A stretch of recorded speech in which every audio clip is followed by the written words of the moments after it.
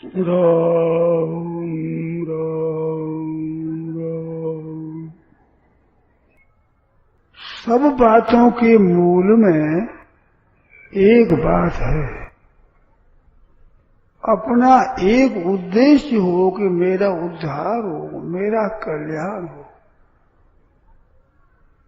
ये जो राग द्वेष क्रोध लोभ काम आदि जो दोष है, ये दोष कैसे दूर हो, निर्विकारता कैसे प्राप्त हो।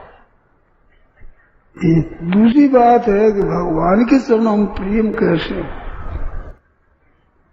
ये दो बातें की अगर दो में से एक भी लगन पूरी होगी तो उपाय काम करेंगे, नहीं तो उपाय सुनने मात्र से काम नहीं करते। मैं तो ठीक सोचता हूं तो यही बात समझ में आती है कि अपने उद्धार की जोरदार इच्छा नहीं है, यहां ही गलती है।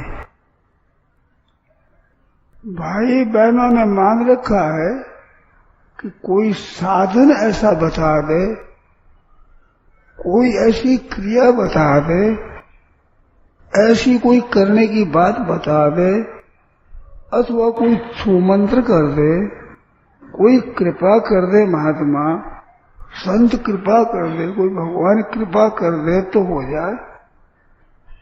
ऐसी बातें लोगों के जैसी हुई है।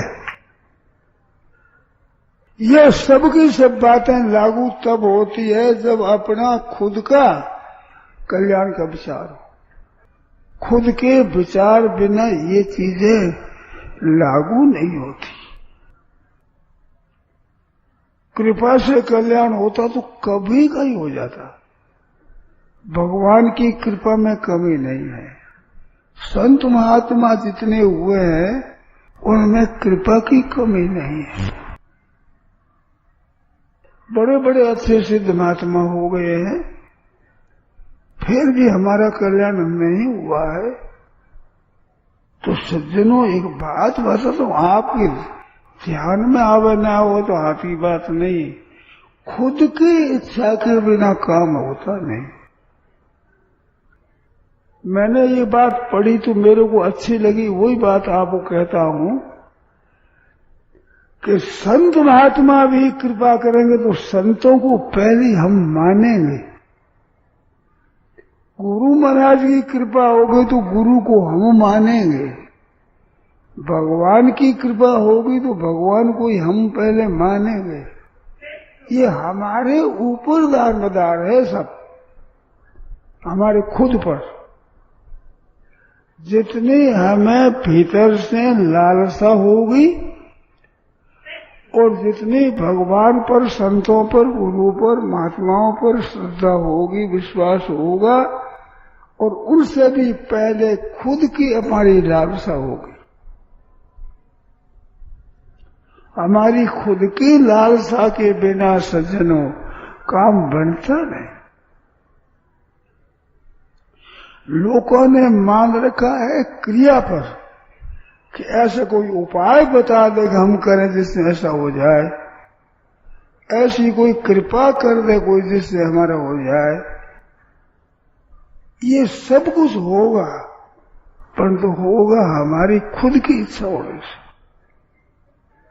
बढ़िया से बढ़िया भोजन भी बल देगा जब भूख हमारी होगी, और भूख नहीं होगी तो अच्छे से अच्छा भोजन भी हमारे को शक्ति दे नहीं सकता। रुचि नहीं होगी तो पाचन नहीं होगा, और पचे बिना रस नहीं होगा, और रस बिना शक्ति नहीं आएगी। वो पाचन भूख के अधीन है। खुद की रुचि के बिना सज्जनों काम बनता नहीं है। ये बात। एक बात बताओ, अगर उचित समझे आप उसको काम ला करके देखो। इस अवस्था में एक उपाय बताता हूं। अगर उसको आप काम में लें तो मेरे पर तो आपकी बहुत कृपा मानूंगा, मैं बहुत मेहरबानी मानूंगा। आप 5, 10, 15 मिनट के बाद विचार करो कि समय बहुत सा चला गया है और रहा हुआ समय भी तेजी से जा रहा है। न जाने मौत कब आ जाए अचानक। सब संसार से पराग से एक संबंध टूट जाएगा, कोई साथ देने वाला है नहीं। हे नाथ, मैं क्या करूं? ऐसे प्रार्थना करो,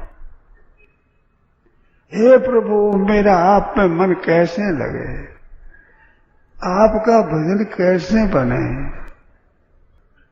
ऐसी प्रार्थना भगवान से करो।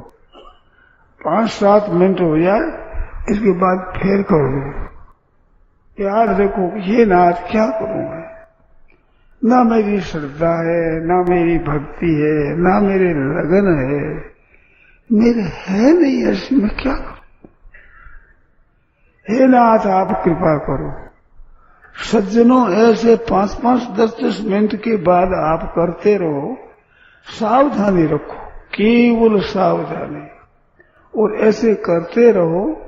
ऐसे करते करते एक विलक्षणता आवेगी जिससे आपका काम बढ़ जाएगा। अपनी जो वर्तमान अवस्था है उस अवस्था में करने के लायक ये काम है। मैंने सोचा है, मैंने पढ़ा है, विचार किया है कि जल्दी से जल्दी आत्मा का कल्याण कैसे हो, इस विषय में मेरी जिज्ञासा रही है और अब भी है। सुगमता से हमारा उद्धार हो जाए, जल्दी से जल्दी हो जाए, ऐसे विचार रहने पर भी सज्जनों बढ़िया उपाय मिला नहीं है। विचार करने से आया तो ये उपाय काम आया, ये काम में ले हुआ। नारायण नारायण नारायण नारायण।